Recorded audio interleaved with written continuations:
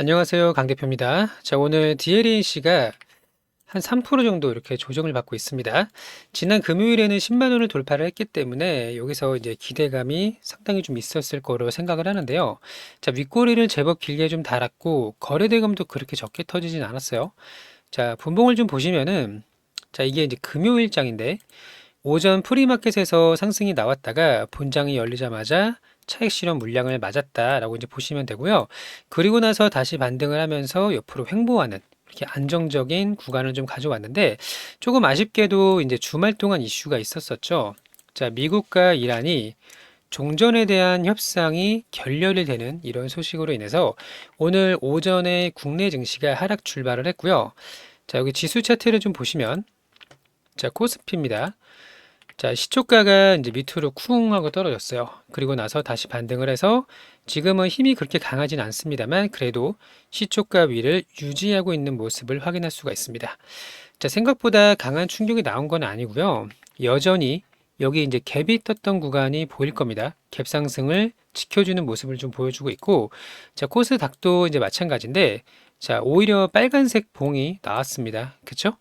자, 오후로 갈수록 외국인의 매도세가 조금씩 줄어들고 있는 그런 상황인데요. 여전히 상방을 가리키고 있고 시장이 지금 일시적으로 조정을 좀 받는다는 이유로 DLENC의 비중을 줄이거나 매도할 필요는 없다라고 좀 보여지고요. 제가 이렇게 생각하는 몇 가지 근거를 말씀을 드릴 거니까 구독, 좋아요 눌러주시고 영상 끝까지 보시면 많은 도움이 될 거라고 봅니다. 자, 일단은 10만 원에서 차익 실현이 한번 나왔어요. 그러니까 당연히 조정이 나올 수가 있는 거고요. 요 한 번의 조정으로 시세가 모두 끝났다라고 판단할 수는 없는 겁니다. 지금도 이제 단기 지지선을 만들고 있는 과정인데요. 여기 이제 숫자로 보시면은 이제 9만 원 전후가 되겠죠. 이 구간을 위아래로 이렇게 왔다 갔다 하는 횡보하는 기간이 나올 수가 있다라는 거고, 제가 아직 끝나지 않았다고 생각하는 이유가 자, 일단은 오늘은 어떤 내용이 나왔냐면요. 종전 협상 결렬로 재건 기대감이 줄어들고 있다라는 내용으로 건설주가 대부분 다 조정을 받고 있다라는 내용이었어요. 자, 그럼 같이 볼까요? 대우건설을 보시면은 마이너스 3% 정도입니다. 마이너스 3%. 현대건설도 지금 아래 꼬리를 길게 달고 있는 거를 보실 수가 있어요. 마이너스 2.7%로 다시 반등세가 나오고 있고, 최근에 이제 GS건설도 같이 좀 보시면 GS건설도 빨간색입니다. 무슨 뜻이죠? 시초가가 35,100원이었는데 시초가 위에 위치해 있다라는 거예요. 그러니까 매물이 계속 연속적으로 나오면 저점을 낮춰가면서 이렇게 저점을 깨면서 계단식 우하향이 나와야 되는데 가격을 유지하고 있다라는 거 볼 수가 있고요. 단순히 재건만으로 우리가 해석할 수 있을까요? DLENC의 목표 주가가 올라갔던 이유는 SMR가 이제 새로운 원전이라든지 이런 모멘텀이 주가에 작용을 하기 때문이에요. 특히 대우건설 같은 경우는 얘가 재건주로 올랐다고 볼 수가 없거든요. 자, 보세요. 상승이 출발했던 구간이 1월부터 상승이 나왔고 4월까지 거의 3개월, 4개월 동안에 3개월 동안에 상승이 나오고 있죠. 근데 전쟁이 터진 거는 2월 28일인가 그렇습니다. 그러면은 1월부터 2월 여기까지의 상승이 재건주라고 볼 수는 없는 거죠.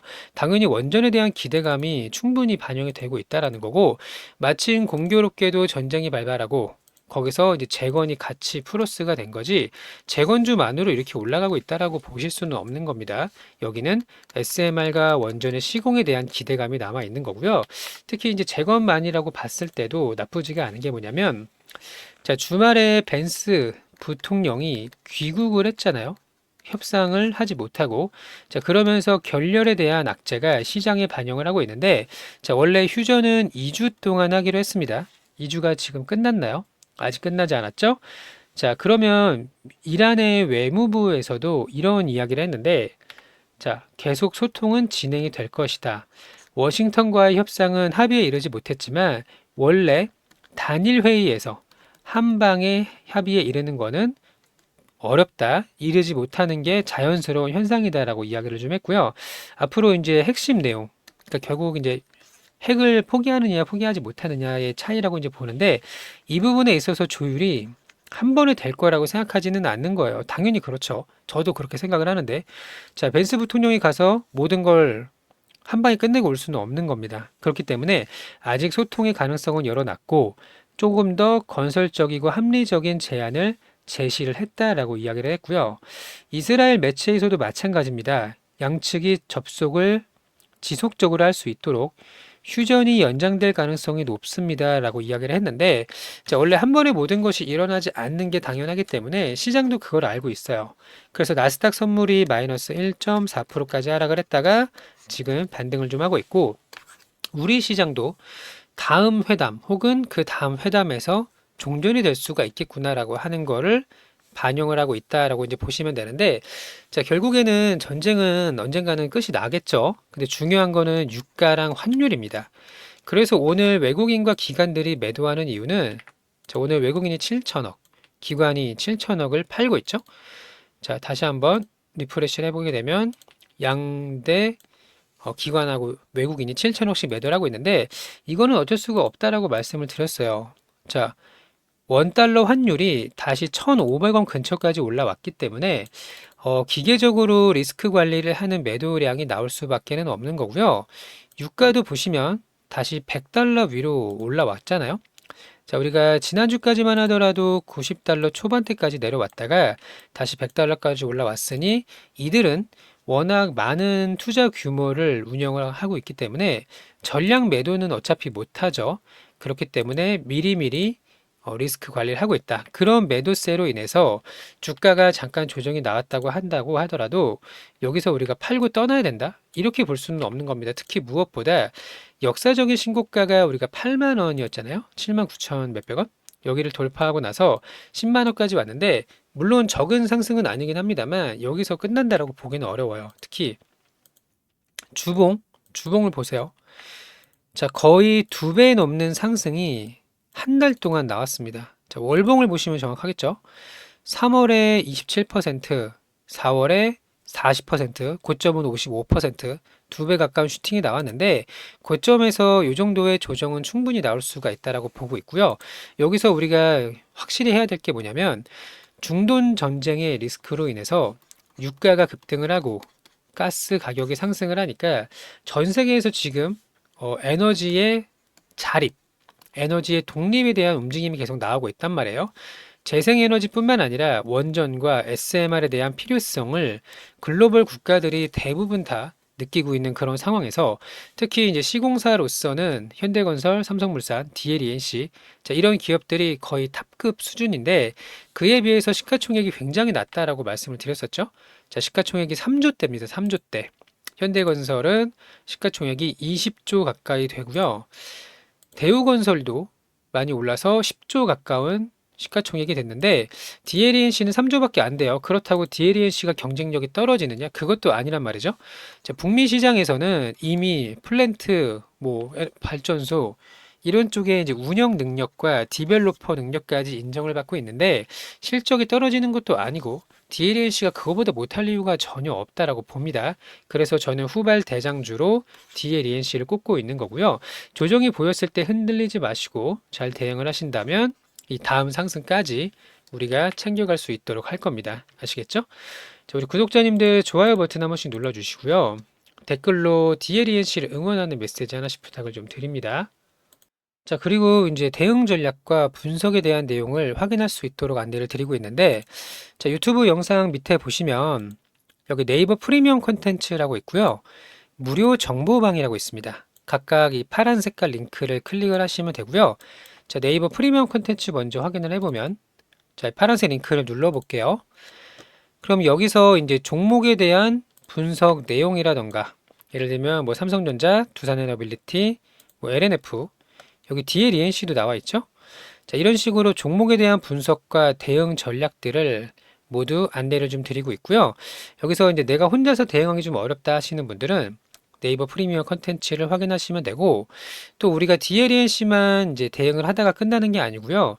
시장 중심주, 주도주 안에서 수익을 내면서 기다린다라는 겁니다. 자, 여기 지난주랑 지지난주 매매 결과를 올려놨는데요. 자, 한번 눌러볼게요. 자, 4월 둘째 주 매매 결과 4월 6일부터 10일까지 스윙으로 종목을 안내를 드렸고, 여기 이제 차트랑 매수 근거를 해놓은 차트에 캡처를 해놨습니다. 자, 여기 보시면 후성 같은 경우는 9,800원, 9,900원에 매수를 해서 21%까지 수익 구간이 나왔고요. 다날은 4월 7일에 추천을 드려서 20%까지 수익 구간이 왔고, 여기 밑에 SK 이터닉스까지. 자, 차트를 보면은 좀 더 이해가 빠르겠죠? 자, 후성은 우리가 9,800원, 9,900원 여기에서 들어갔습니다. 그리고 나서 지난 목요일에 거의 12,000원까지 올라왔으니까요. 20% 이상 수익 구간이 왔다라는 거 볼 수가 있어요. 자, 그리고 다날도 마찬가지죠. 얘는 7,200원에 들어가서 거의 9,000원 가까이 상승이 나왔기 때문에 얘도 20% 가까운 수익 구간이 왔었다. 자, 또 하나는 그 전에도 말씀을 드렸던 부분인데 4월 첫째 주. 자, 삼성 ENA, SK 이터닉스 28%, DLENC는 61,000원에서 들어갔던 거 알고 계시죠? 61,000원, 2,000원, 파워넷은 5,500원에서 들어갔습니다. 자, 그러면 마찬가지로 이것만 간단하게 보여드릴게요.